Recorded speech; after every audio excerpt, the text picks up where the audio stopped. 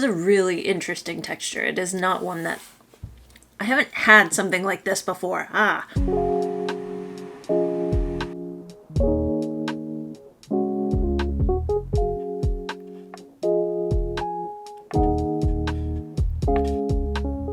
Okay, hi everyone. So today's buns that we're making is going to be something called 粘豆包, and it is a bun from northeastern China. So I actually want to start kind of grouping our Chinese recipes. Actually, I want to make a video on it's supposed to be the 8 main cuisines of China. I thought that there used to be less, but I think that 8 was an auspicious number. So I want to be doing a video on that just so that we can start kind of organizing our thoughts in terms of like, okay, like Chinese cuisine isn't just Chinese cuisine. Like, why is it, this particular cuisine instead of here? Like, how is it maybe either like historically related? Obviously, like geographically, it's going to determine a lot of what people eat in a particular region, just so that we can start like organizing our things instead of just being like, oh, Chinese food or like Indian food. It makes more sense to do it that way, especially because we like to kind of go around and explore, not so known recipes. So I thought I need to definitely go and do that. But this is a northeastern Chinese recipe, and it translates to the nian is kind of like from glutinous rice. So it's kind of like this more like stretchy, chewy bun, dough bun, and then the dough inside the name means beans. So it's kind of like this. I'm going to be doing a taste test at the end, but this bun has a very unique texture because it's not really bread. It's almost like half kind of wheat bread, but then also half, like mochi, is like sticky and chewy. So when you pair these two together, it kind of becomes a different type of texture, and it was definitely something that was new to me. And then the center of it is just kind of like a sweetened bean filling.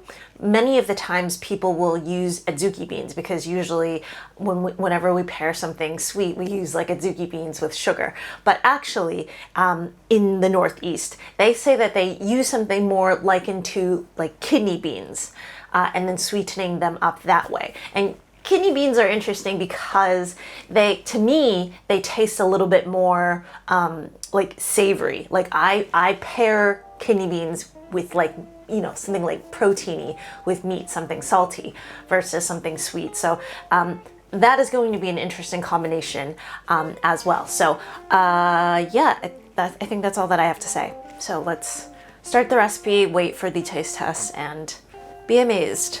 Let me just...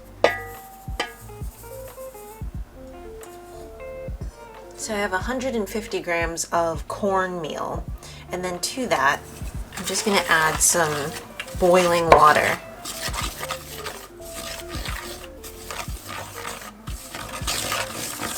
And this kind of pre-cooks the cornmeal a little bit, and it gives a nicer texture afterwards.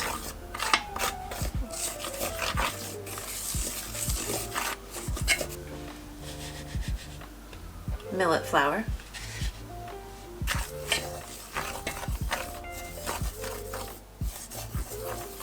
So you're going to get a really nice color from these dumplings too.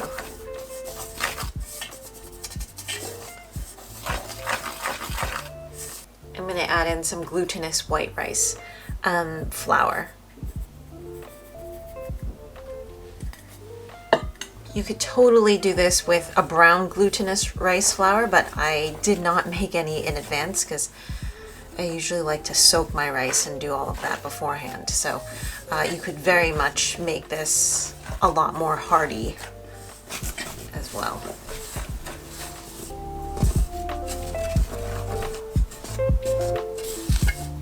So then now I just have some room temperature water that I'm just going to pour in.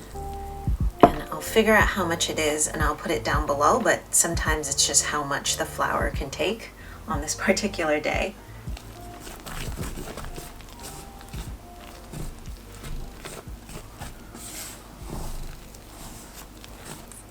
So for those of you at home, how you would do it is to just, take a cup of water, maybe put in half a cup at a time, see how this dough comes together. Because once it does, it's pretty much good. If the dough seems a little bit wet, sometimes you can get away with just not covering it, having it dry out just a little bit.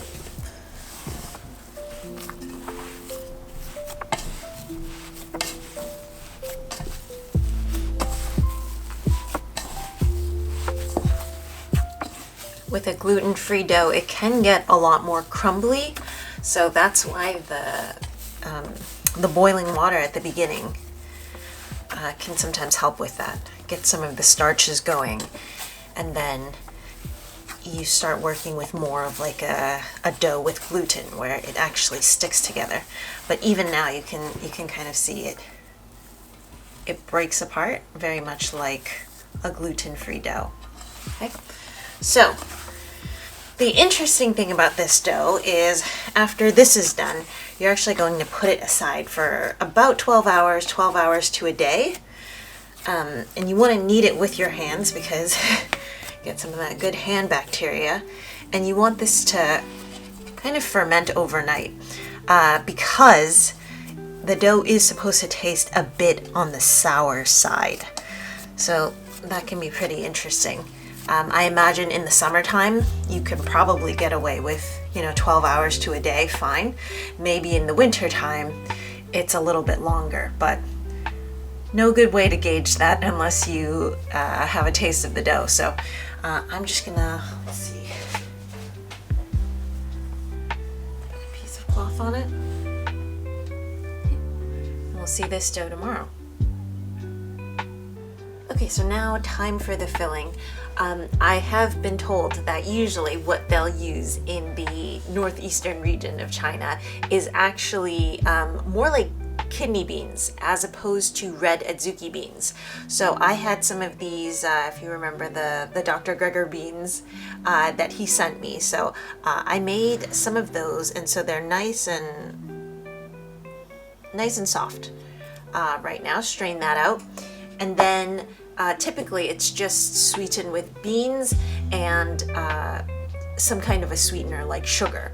So I thought we could do it with beans, and then we can do it with actually whole dates this time because, well, I usually tell you you can mix it in with some date sugar, but not everybody has date sugar, but everybody has dates. My Maestro Wu knife. But everybody has dates, and sometimes it's nice that the filling is a little bit more chunky as opposed to just, like white sugar and mashed up beans. So what's nice about using whole dates is, one, it's very readily available, everybody has it, but then also when you taste the filling, you're gonna get, some chunks of it as opposed to everything being, quite pulverized. So you can just chop this up to as fine as you want.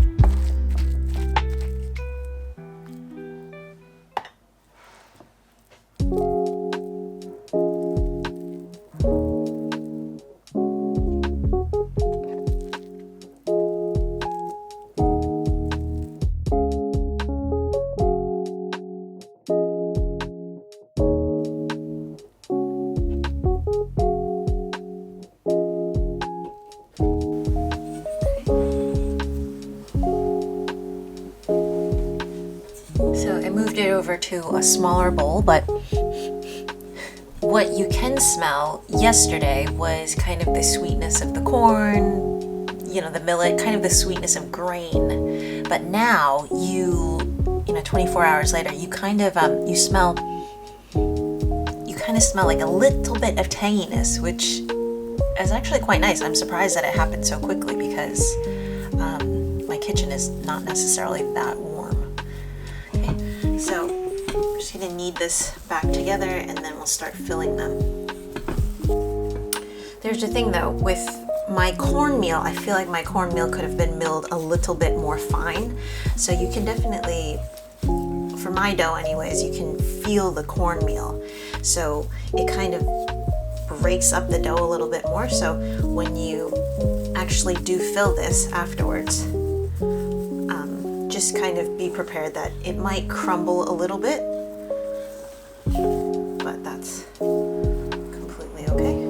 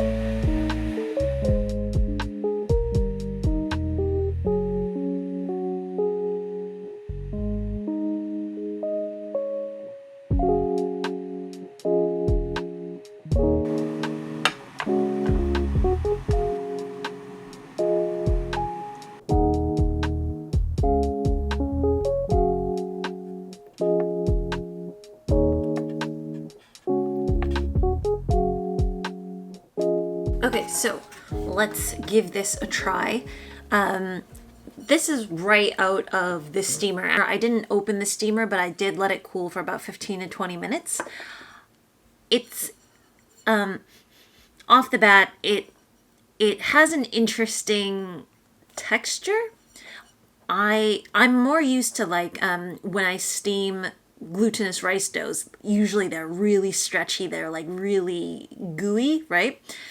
This holds its shape very much like a glutinous rice dough, but there's something kind of like dry about it as well, because it's dry. So it's kind of like a normal bread dough, and yet it is dense. Okay, so okay, a good amount of filling in here. And the filling again is, it's as you like. So we could have added more dates, you could have added, you know, another type of sweetener to it. So I don't think, that's really good. I don't think that we're trying out the filling per se here. I think we're trying out really this shell, this skin. Okay, so I'm gonna have a bite of this.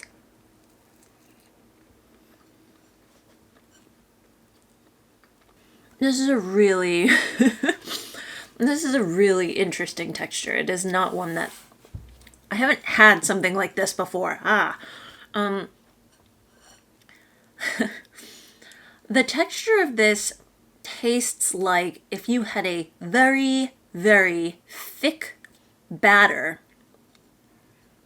that is sticky in your mouth, and normally it would be like uncooked because, you know, something of this texture wouldn't be cooked, and yet it is cooked.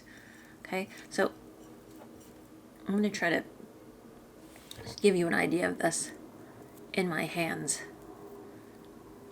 It becomes like kind of this gummy paste, but it's not as gummy as just steaming, you know, glutinous rice dough, which you get kind of like a mochi texture. This is thicker, this is denser. Honestly, this reminds me of like the texture of kind of like when you're kneading dough, only you didn't add too much flour in first. And the dough is kind of wetter, but still, you know, it's dry. That's kind of it. I'm not actually trying to gross you out here. This is just kind of an interesting texture for me. It's not as squishy in the least as mochi dough.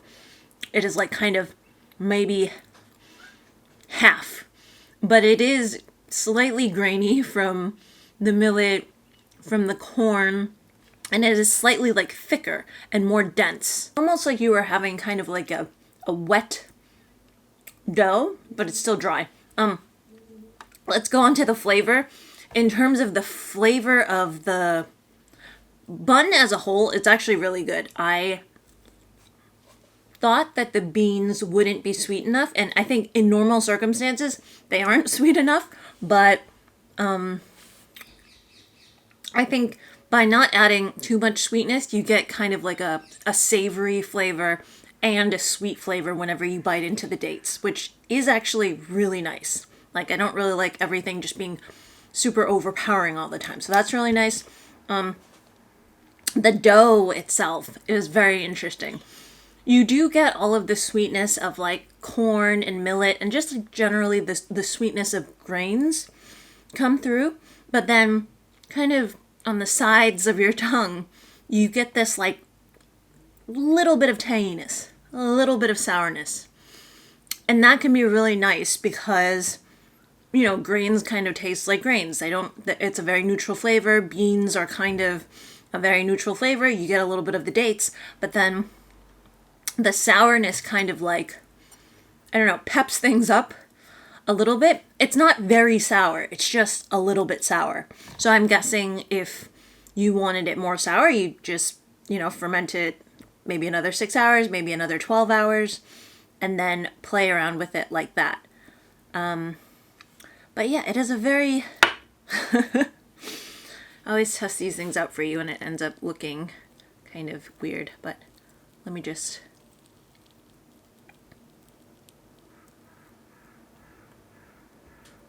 I mean, I think this is great because not very often do I get to try things that I've like never tried before, and I really like that this is like a mixed grain like dumpling or mixed grain bun. So I think next time we could totally try to just do this with glutinous brown rice flour. That would totally work. That would add in some extra texture to these buns as well, which, yeah, I don't know. I think give it a try.